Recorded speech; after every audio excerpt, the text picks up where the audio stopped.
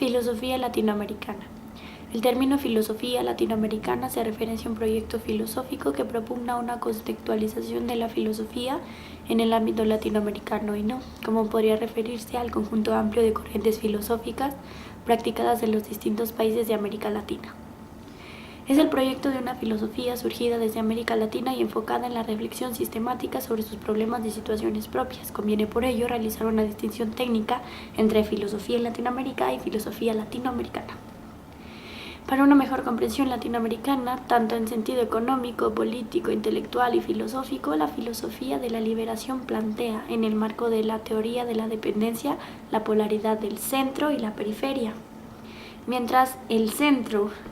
es la posición aún dominante del eje troncal boliviano en el que se concentra la mayor cantidad de población urbana y por tanto reúne la economía nacional en un sentido pretiano, que consigue con el sujeto cartesiano el yo y lo mismo. En el sentido de Levinas, la periferia,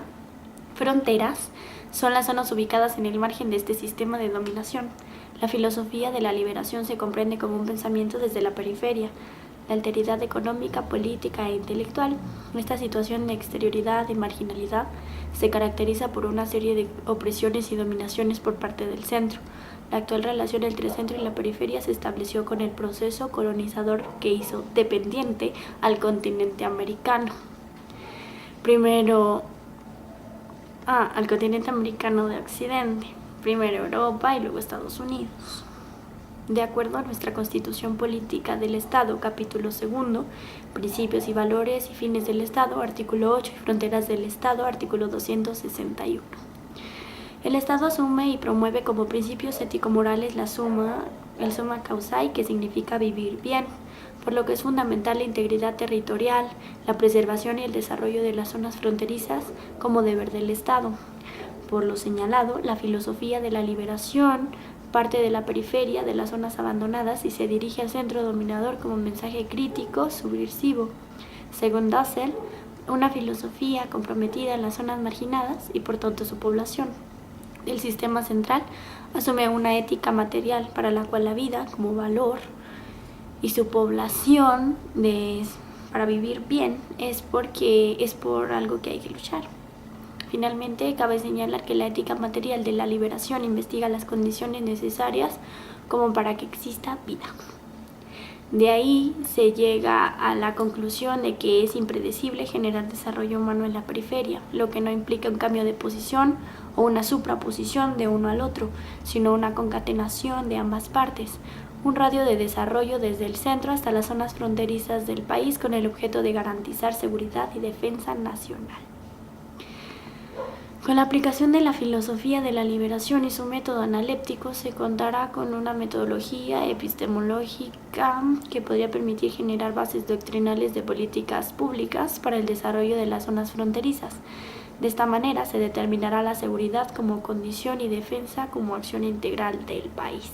Entre los posibles resultados se menciona los siguientes resultados: conciencia y conocimiento del espacio geográfico, mayor atención de poder central hacia la periferia, integración territorial, valoración cualitativa y cuantitativa del espacio territorial,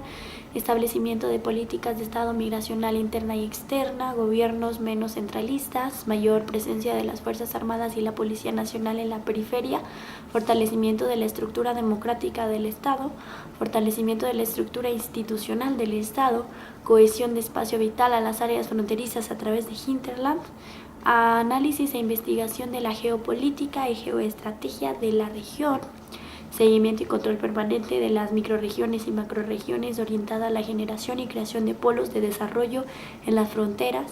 desarrollo de las microrregiones y macrorregiones a partir del espacio vital hacia el espacio de cohesión geoestratégica para fortalecer las fronteras, actualización, recaudación, reordenamiento permanentemente de la Carta de Situación de las Fuerzas Armadas en función de las áreas estratégicas y efectuar un seguimiento y control constante para su misión. En este punto, la discusión sería que el objetivo fundamental de la estructura colonial española fue, entre otros, el aprovechamiento irracional de las áreas mineras, en particular de los recursos naturales en general por más de 3 siglos, a partir de la explotación de los pueblos indígenas, originando llegando a extremos de esclavitud y servidumbre extrema por parte de los colonizadores, Bolivia nació la vida independiente, vigorosa y con un ejército fuerte y triunfante que garantizó por un largo periodo la integridad, la defensa y la seguridad de la nación, proyectando hacia un futuro de grandeza histórica por voluntad de sus libertadores, Bolívar, Sucre, Santa Cruz, entre otros. Sin embargo, el tiempo, la falta de conocimiento cual y cuantitativo de nuestro territorio y las malas acciones, particularmente de gobernantes mediocres e inescrupulosos, debilitaron y destruyeron el legado de sus héroes. Participando activamente en la erosión, división y pérdida de más de la mitad del país en la Guerra del Pacífico, la del Acre y la Guerra del Chaco,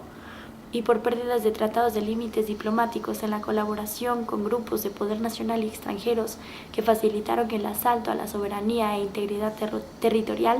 con los antecedentes históricos de la época de la colonia, de la época de independencia, a finales del siglo XIX y parte del siglo XX.